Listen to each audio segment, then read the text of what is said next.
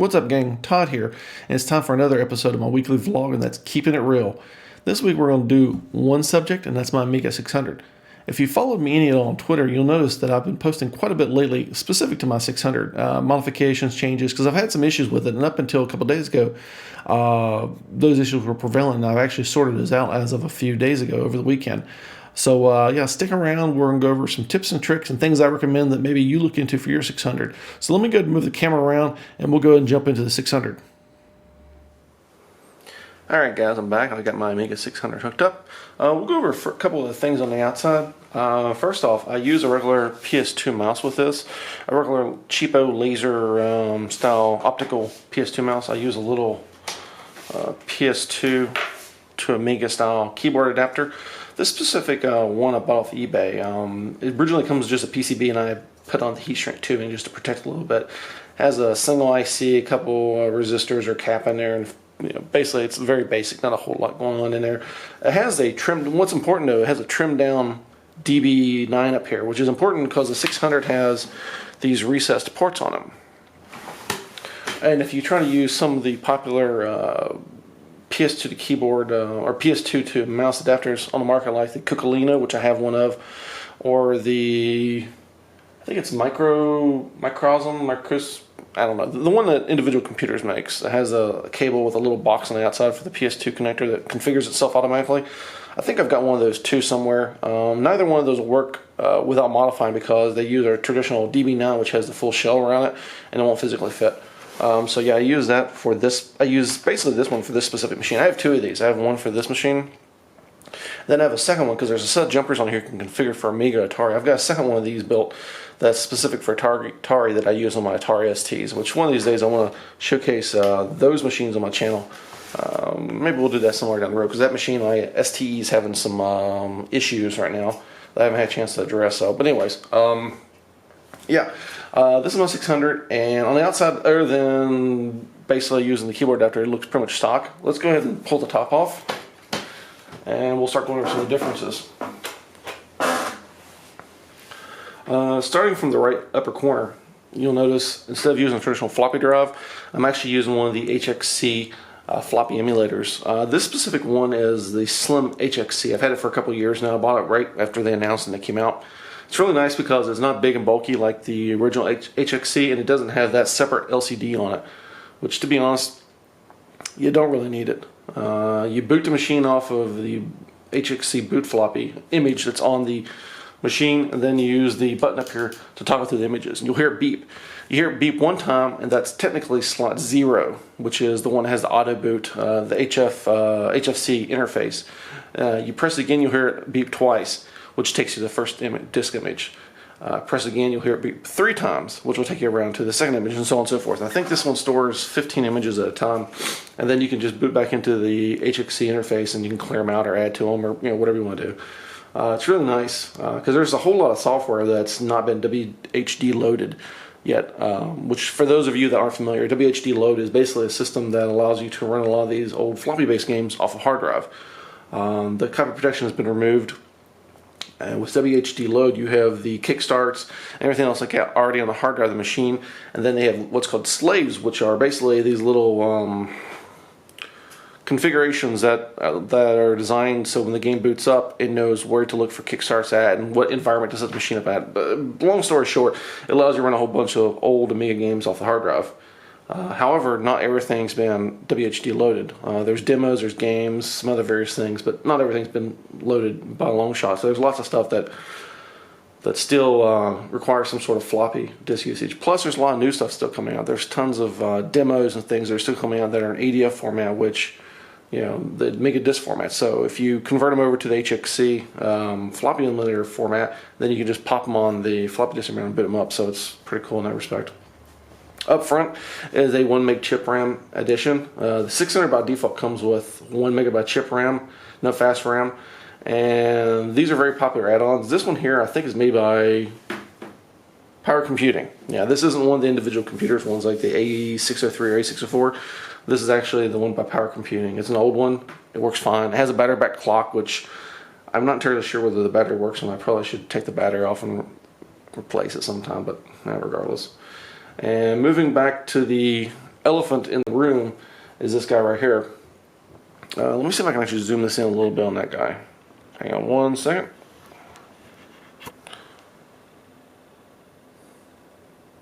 There we go. This right here is the Vampire 600. If you follow my buddy, the Modern Vintage Gamer, he recently did a review of the Vampire 2, which is the follow-up to this guy. This one here was released in 2013 by, I don't want to butcher his name, but I think his name is Magista. Like, he's the guy who developed these Vampire boards. It uses a Cyclone 2 FPGA. Has an JTAG connector up here, so you can program it from a PC, and you use one of these guys here. I use one of these guys right here. The JTAG little 10-pin connector plugs in up here, and then you plug in a USB cable here. You plug that into your PC and use Altera software to send cores or code over to the FPGA to reprogram it. But to get back to it, this was introduced in 2013, and the original software, original cores on it, Magista went through a couple different revisions of it, and I don't want to say he gave up, but more or less you can clearly see he's more of a hardware guy. However, the Apollo team, who have been doing the that had been working on the native Amiga, FPGA-based Amiga, decided to jump in and start developing for it. And they developed one of their Phoenix cores for it.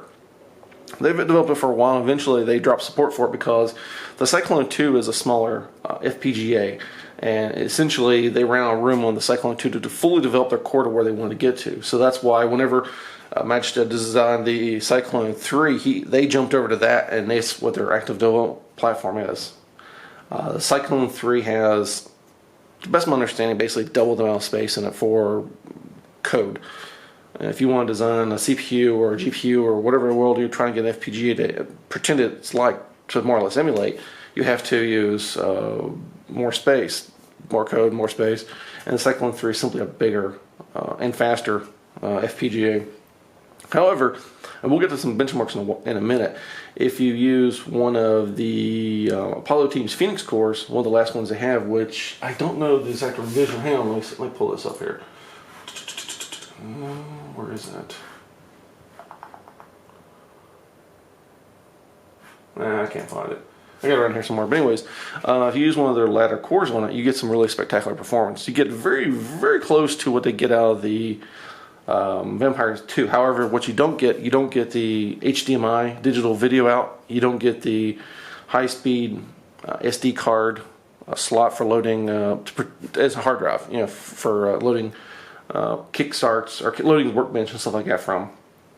And you basically don't get the future support. So any future things they iron out, any future designs they do with the FPGA, any compatibility they add, you don't get. Pretty much this one is a set in stone as is. It's not going to get any more code support.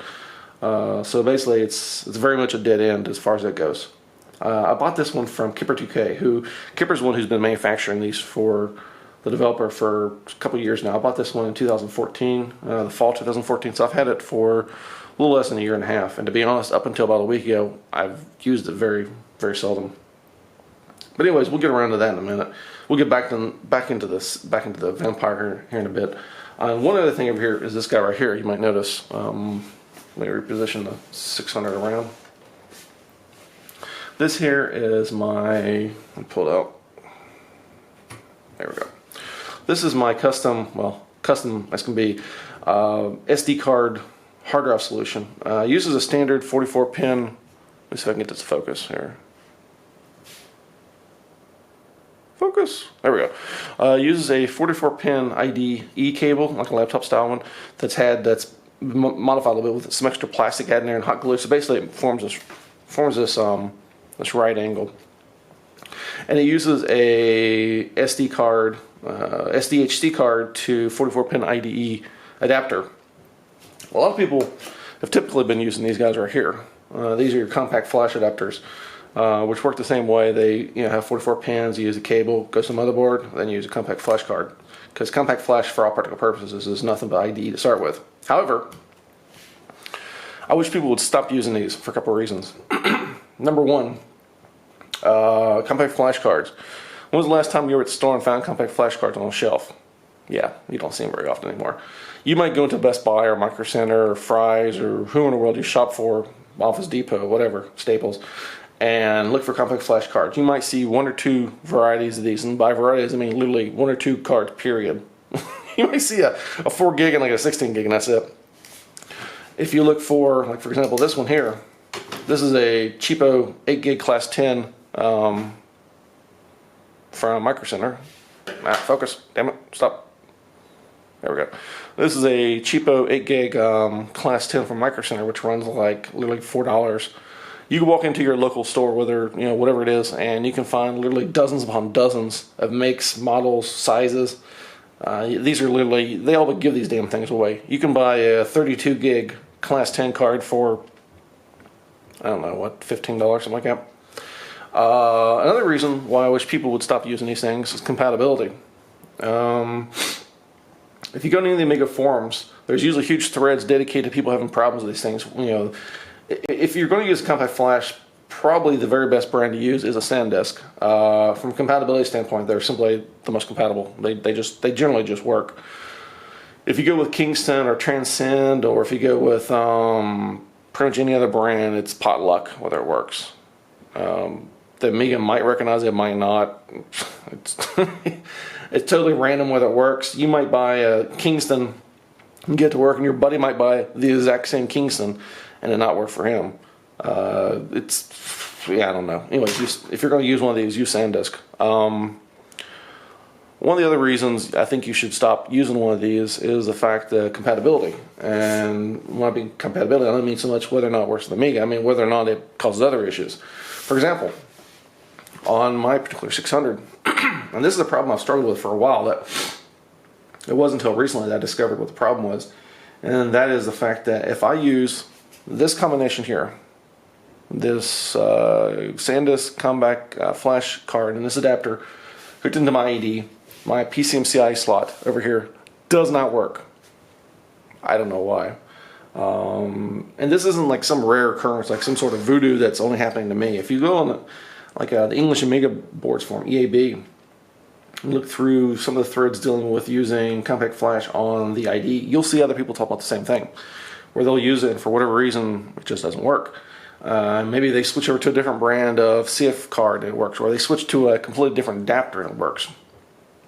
I've pretty much given up on using compact flash in general. The only thing I'll use compact flash on is the PCMCI adapters that go into the PCMCI slot that use compact flash, because there is not a lot of good options otherwise, because you need an old 16-bit style PCMCI card, and there's not a whole lot of options for ones that use SD cards. I wish there were, or the ones that do work only use SD cards. They won't use SDHC. So basically you're limited to 2 or maybe 4 gig cards, and that's it.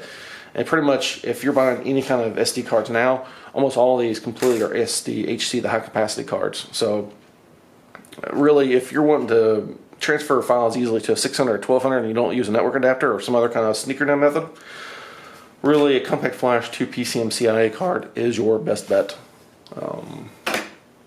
So yeah, this little guy here, I've actually using the same adapter, and I'll link this down in the description because I think this is something people should really look into using. I use the same adapter here on my 1200. I've actually done on a couple 1200s, but I use it currently on my 1200, and I use the same adapter with a 44 pin to 40 pin ID adapter in my 4000. So I use this adapter with, actually I think I use Micro Center cards in all of them, in all 3 of my main Amigas, and they work spectacularly. Whether you use fast file system, whether you use SFS, smart file system, whatever you use works great. But yeah, and there's a couple more things. This particular machine has a Kickstart 3.1, and then the final problem. Let me zoom in here a bit. Let me just move the camera over a little bit.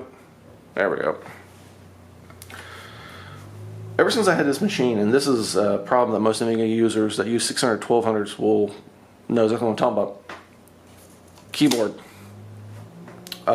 This machine here uses a blue membrane keyboard. If you're not familiar with the 600 and 1200s, or well 600 specifically, 1200s this doesn't apply, but 600 specifically, the membrane dictates the kind of keyboard it uses.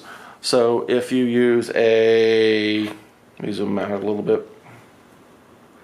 But yeah, the keyboard mech itself is dependent on the membrane. So in other words, if you have this existing keyboard combination, a blue keyboard and blue membrane, if you decide this membrane gets damaged and you want to replace it, a green membrane will not work with a blue membrane keyboard. You have to replace the whole keyboard. And I have a spare green membrane keyboard downstairs. However, the keys are badly yellowed. So, but in this keyboard, as you saw earlier, this is very nice. What I was having problems with was random keys wasn't working. And I replaced the membrane. There's a guy in the UK that manufactures new membranes for the 600, both green and blue membranes. He manufactures, and they work great. However, I replaced the membrane, and the damn keys still weren't working. Basically, I had a row of keys on the front of the keyboard. Basically, from tab all the way across to enter. This whole row of keys up here would not work. I have cleaned the edge of the membrane to make sure it wasn't some sort of resident membrane. I have tried placing tape on the back of the membrane to make it a little thicker, so when you put it down in the keyboard connector, it would make better contact. Didn't work either. That left one of two possibilities. Either something was damaged on the motherboard, like a trace somewhere, which I was hoping the hell it wasn't, because that's not easy to follow on these motherboards, or the actual connector itself. And if you've followed me on Twitter for the last week or so, you'll notice I've mentioned about replacing the connector, and that's this guy right here. I actually desoldered the original connector. Get this guy in focus. There we go. This is a 30-pin flat cable ZIF socket. Has very tiny pins on it. If you're going to desolder one of these, you definitely want to make sure you have the right tools. Yeah, I was able to replace this connector, and this is basically a last-ditch effort, because this is, if you have the right tools, this is a pretty easy replacement. However, if you're kind of guy that likes to use a soldering iron and desoldering brain, you're going to be in for a rough journey. You really need to use something like a Heiko 808 or some sort of vacuum-based pump to remove this, because these tiny little pins, and whenever you're soldering, this thing's flat on the PCB, so you don't have any access to the outside of the pins. You have to completely desolder from the bottom, and a lot of times the solder will creep down up against the backside of the connector, and you don't have any access to that because it's flat against the board. Unlike, you know, say if you're desoldering like a dip chip, where you can actually access the legs from the top of the board, where with this connector it's completely flat, so you don't have the access. But anyways, I replaced this, and like magic, the thing works just perfect. Well, I think that about concludes what it looks like on the inside. So let's go ahead and put the top back on, and I'll boot the 600 back up. Alright guys, I've got my 600 all buttoned back up. Let's go ahead and power it on. This is a PAL machine that I bought from the UK, so you might notice a little bit of flickering on the screen. I've got my camera set to shutter speed of 50 Hz, so hopefully you shouldn't see too much flickering. But if you do, it's simply because it's a 50 Hz PAL machine. Alright, we're all booted up. As you can see, we have 2 megabytes of chip memory, we have 64 megabytes of fast memory. That's one of the things that also the Vampire differs from the Vampire 2, is the fact that the original Vampire only has 64 megs of fast RAM. And depending on what core you use, you might not have access to all the fast RAM. If you use any of the earlier cores, you'll maybe only have, say, 5 megabytes or 9 megabytes or whatever. But if you use one of the Phoenix cores, you'll actually get access to the whole allocation of fast RAM, so it's pretty nice. Let's go ahead and browse through some stuff here, head through some drawers. As you can see, just screen redraw speed, opening up drawers that have a lot of sub-drawers and files in them, it's extremely quick. Let me go down here to some of my WHD load stuff. I mean, that's crazy right there, just the way it opens up, the way you can just go down through here and just browse back and forth through the WHD load stuff, it's crazy. And if I put in my PCMCIA to compact flash adapter, we have our 8 gig CF card, and in this one I have just a bunch of mod music, chip tunes and things like that. Browse through it quick. I mentioned earlier in the video when I was inside the 600 that whenever I would use the onboard IDE with a compact flash card, this guy here wouldn't work. It would actually show NDOS, which that's Amiga's fancy terminology for a file system it doesn't recognize, at least when it's not native to Workbench. And no matter what I did, I could never get a thing to recognize a FAT32 formatted compact flash, whether I formatted on the Amiga or formatted on my Mac or PC or whatever, it just will never recognize it. And as soon as I replaced the compact flash to IDE adapter with my SD card compact flash or IDE to SD card adapter, everything worked fine. So yeah, if you're gonna look into, if you want to use one of these with your Amiga, I highly recommend using an SD card with the ID. I don't give a damn what anybody says. Compact flash is dead. People should stop using these things with their Amigas. They should move over to SD cards. The speed's almost the exact same. Better compatibility, less chance for problems. It's easier to get a hold of them. They're cheaper. I don't know why you buy one. Okay, let's move on. Let's do some benchmarks. I'm going to do just one simple benchmark. Sysinfo, very popular. Alright, I'm going to go do the drive speed first. I'm going to hit DH0, which is the primary partition on the SD card. Hit speed. 2.8 megabytes a second. That's pretty damn quick. Anybody who's used to a stock 600 knows that you don't normally see that kind of speed out of a stock 600. Usually with a stock ID with a default configuration 1 meg chip, you maybe see 400 or 500K, something like that. If you had an accelerator, you might even get that up to over a megabyte or so. But nearly 3 megabytes a second out of the stock ID, that's crazy. And that's a combination of the ID to SD card adapter, and mostly that's the Vampire 2 with the Phoenix core. Most of that speed comes from that. And speaking of speed, if we do the speed test for the CPU, holy shit, look at that. This thing is just off the frickin' charts.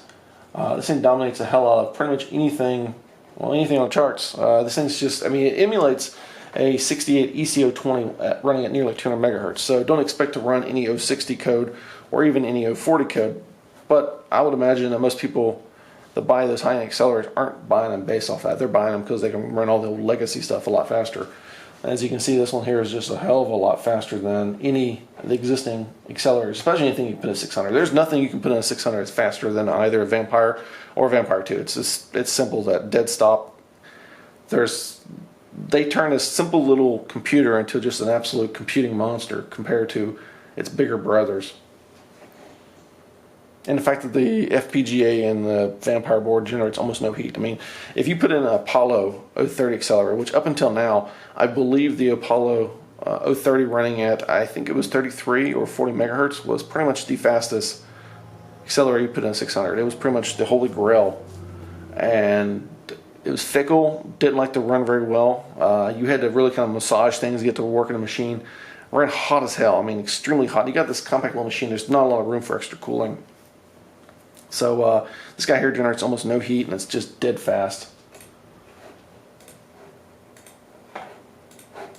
Well guys, I think that about wraps it up for this video. I don't think I really wanted to get into any more benchmarks or any more tests on this, because if you want to, you can head over to my buddy, Modern Vintage Gamer, and check out his channel, especially his Vampire 2 benchmarks.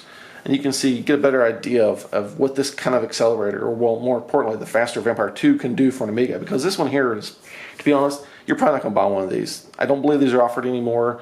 There wasn't a whole lot of these made. I don't know how many of these will ever come up in a secondhand market. So it's more just curiosity check into what this thing can do.